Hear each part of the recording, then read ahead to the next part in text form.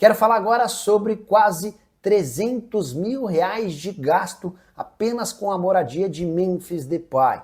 Tenho contado para vocês nos últimos meses sobre os vários mimos e privilégios que o Memphis Depay tem em seu contrato com o Corinthians, certo? Salário de 4 milhões de reais por mês e benefícios e bônus para quase tudo.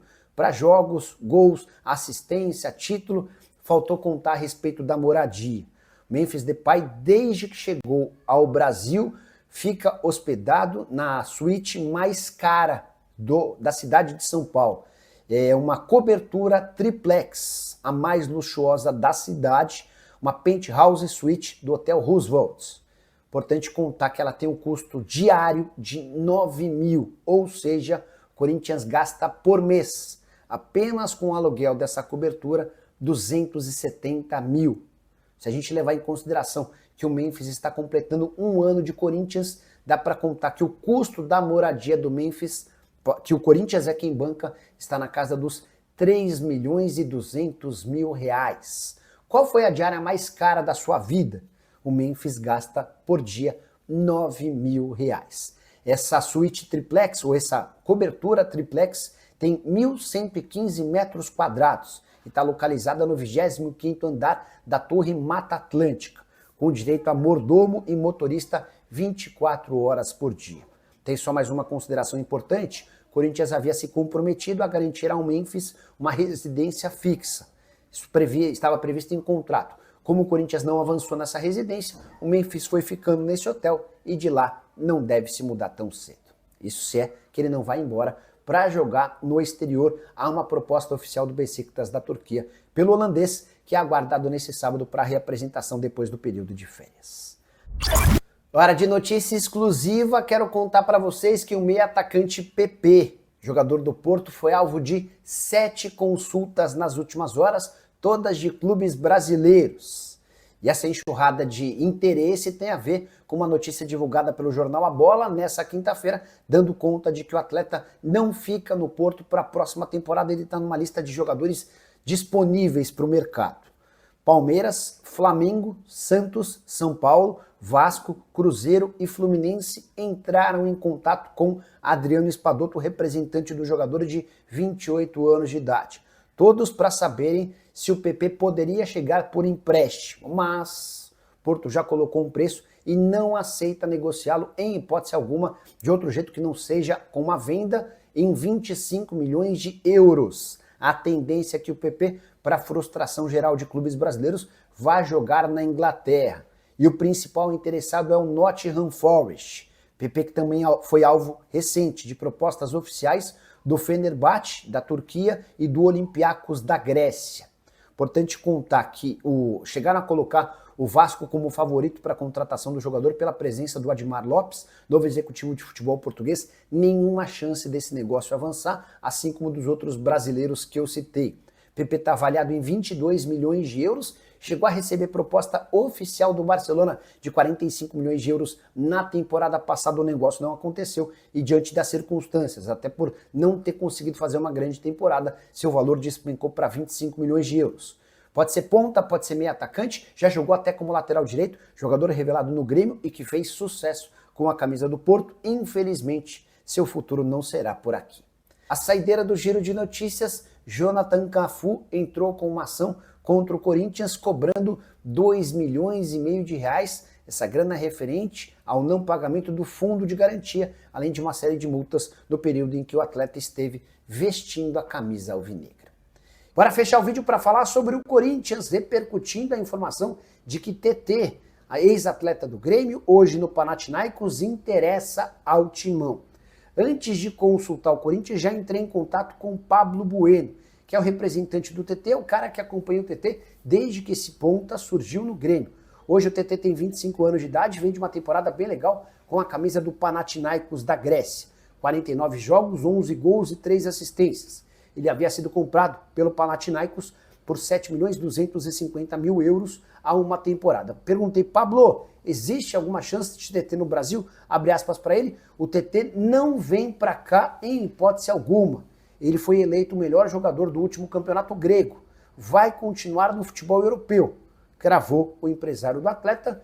Há a possibilidade de o TT sair do Panathinaikos, mas para se mudar por um clube maior em uma liga de mais expressão do que a do campeonato grego. Contrato por lá até julho de 2028. O Corinthians não tem capacidade financeira para fazer um investimento desse tamanho.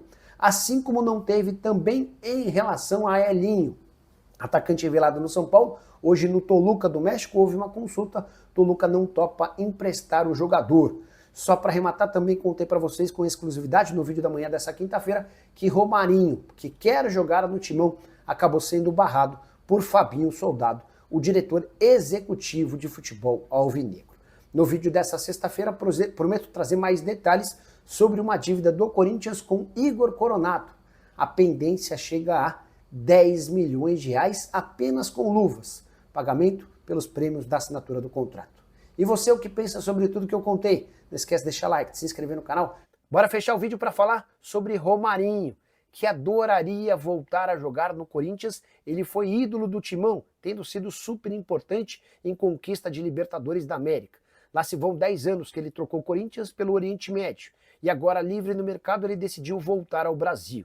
Vou acrescentar, ele tem conversado quase que diariamente com funcionários dos tempos em que ele ainda era atleta do Corinthians. E ele deixou bem claro para todos esses funcionários que adoraria jogar no Timão. Mas há hoje um grande entrave, que atende pelo nome de Fabinho Soldado. O diretor executivo de futebol do Corinthians olha com desconfiança para a capacidade física do atacante de 34 anos de idade, que sempre teve a mobilidade como seu grande trunfo. Importante lembrar também que o Fabinho, sempre que perguntado, adota o discurso de que é contrário ao retorno de jogadores que já fizeram sucesso com a camisa do Corinthians para o próprio Timão. Ele acha que são raros os casos de jogadores que se destacaram e que conseguem, num retorno, repetirem o mesmo desempenho, o mesmo nível de atuação. Então, hoje, dá para dizer que o Romarinho está distante do Corinthians e isso passa muito pela postura do diretor executivo de futebol alvinegro. Com detalhe importante, o Corinthians busca até em caráter de urgência um atacante de lado de campo. E para fechar com o Corinthians, o Romarinho toparia baixar bem sua pedida. Nos tempos de Arábia, ele ganhava salários estratosféricos, isso está completamente fora da realidade. Só para completar, ainda sobre a dúvida que para em relação à condição do Romarinho. Nos 10 anos de Oriente Médio, foram 394 jogos, 201 gols e 57 assistências. Na última temporada, 21 partidas, 11 gols e 5 assistências. Acho que vale o risco, mas gostaria de saber sua opinião. Use espaço para comentário e registre o que você pensa, beleza? Preciso te contar agora se existe alguma chance de Thiago Almada e Lucas Perry virarem reforços de clubes brasileiros. A pergunta tem a ver com o fato de que o time deles, o Lyon, foi rebaixado no tapetão lá na França. O Lyon acabou sendo rebaixado para a segunda divisão pela Direção Nacional de Controle e Gestão do Campeonato Francês, tudo por causa do caos financeiro do clube de John Textor. Vale a lembrança de que na metade da temporada, ou seja, lá no mês de dezembro, o Lyon já havia sido proibido de contratar jogadores e aventou-se a possibilidade de um rebaixamento por conta da situação financeira do clube. Se não melhorasse, o time seria rebaixado. Dentro de campo, o Lyon passou bem longe do rebaixamento e a chegada do Almada fez com que o Lyon se tornasse um dos principais times do retorno. Mas a decisão está tomada. O Lyon recorreu, vai tentar alguma mudança. E a partir daí começaram a especular. E aí, será que o Almada e o Lucas Perry não podem voltar ao Brasil? O Almada e o Perry fizeram sucesso com a camisa do Botafogo e a partir daí estariam à disposição do mercado. Consultei empresários e representantes dos dois jogadores e dá para assegurar que a chance é zero. Hoje o Thiago Almada, 24 anos de idade, é um dos jogadores mais valorizados do futebol europeu. Não só pelo que fez com o Lyon, mas principalmente pela forma como tem se comportado na seleção argentina. Muitas vezes, na ausência do Messi, o Almada chamou a responsabilidade e se tornou o craque da equipe. Já o Lucas Perry foi titular absoluto do Lyon e em outros tempos, coisa de última janela, o John Textor chegou a recusar 2 propostas da Premier League. Então a situação é bem clara. Se o Lyon não conseguir reverter a decisão e tiver de fato de disputar a segunda divisão, a tendência é que Almada e Perry sejam vendidos. Mas esses negócios vão acontecer com clubes gigantes do futebol europeu por cifras completamente incompatíveis com a realidade do futebol brasileiro. Bora falar agora sobre Corinthians, São Paulo e Água Santa na mira da polícia em investigações ligadas ao crime organizado.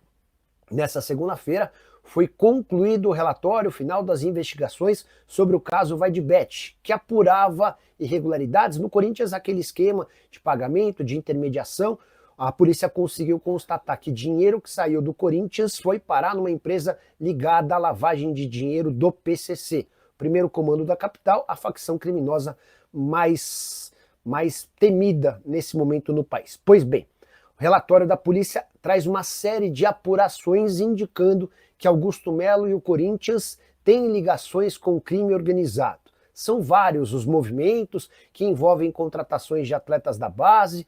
A polícia chega a descrever as pessoas ligadas ao PCC com participação em negociações, entre elas o Tripa e também o Cristiano Linot. O Tripa é apontado como operador financeiro da FAC e o verdadeiro controlador da UJ Futebol, que é a empresa que acabou por receber o dinheiro que inicialmente saiu do Corinthians. Segundo a polícia, a UJ Futebol e a Lyon Soccer Sports eram as empresas usadas para movimentar recursos de origem ilícita e coagir empresários a ceder atletas e percentuais comerciais.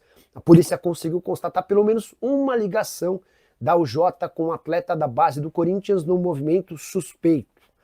Importante dizer também que esse primeiro relatório e investigação vai causar a abertura de outros 10 inquéritos policiais com investigações em diversas frentes. Importante contar, antes de falar sobre São Paulo e Água Santa, só para completar sobre o Corinthians, o relatório policial que já ficou pronto aponta que o Augusto Melo, o presidente afastado do Timão, tem negócios com a UJ desde que quando ainda era dirigente do União Barbarense. E pessoas ligadas ao Augusto também fizeram uma série de negócios com essa empresa. A polícia ainda apontou Augusto como alguém que contratou pessoas supostamente criminosas, citando especificamente o Marcelo Ninja Salles, que era chefe de gabinete da presidência, e o Capetinha, que era diretor de tecnologia. O relatório também conta que o Augusto Melo se beneficiou de doações do Buzeira durante a sua campanha, até por isso a gente constatou a presença do Buzeira em alguns movimentos ligados ao Corinthians. E que o presidente, agora o presidente afastado do Corinthians, o Augusto Melo, chegou a ser ameaçado por um agiota, que o cobrava dinheiro, o pagamento da grana, sob risco de morte, um verdadeiro caos. Hora de falar sobre o Corinthians e o novo contrato com a Nike. Na noite dessa terça-feira, o Timão bateu o martelo com a fornecedora de material esportiva e postergou o contrato, que está em vigência até 2036. E dá para dizer que o contrato oferecido pela Nike é melhor do que o da Adidas. Vou apresentar todos os números. A Nike vai pagar um valor fixo de 59 milhões de reais, mais do que o dobro na comparação com o atual contrato. A Adidas se dispôs a pagar um valor fixo de 53 milhões de reais. Os bônus são acessíveis, segundo o Corinthians, e podem fazer com que o clube ultrapasse os 90 milhões de reais por temporada. O Timão também conseguiu assegurar 100 milhões de reais em luvas, como ele tinha na proposta feita pela Adidas. Caso o Corinthians ultrapasse 750 mil peças vendidas por ano, ele ainda vai ter um acréscimo de R$ 25 por peça vendida. No contrato com a Adidas, para alcançar essa marca de R$ 25 por peça, havia a necessidade de 1 milhão de vendas de peças. Para completar, uma preocupação grande que a diretoria do Corinthians tinha em relação à Nike era com falta de material. Se houver a constatação de falta de material por até 50 dias, o clube vai poder rescindir unilateralmente o contrato com a empresa. Só para completar, importante destacar ainda que o Osmar Stabile, o atual presidente do clube, contratou uma empresa de análise de riscos para entender quais seriam as possibilidades de punição ao Corinthians caso se acertasse com a Adidas e a Nike levasse o caso para a justiça. E a avaliação dessa empresa é de que o Timão corria o risco de pagar uma indenização de até 150 milhões de reais para a fornecedora de material esportivo americana.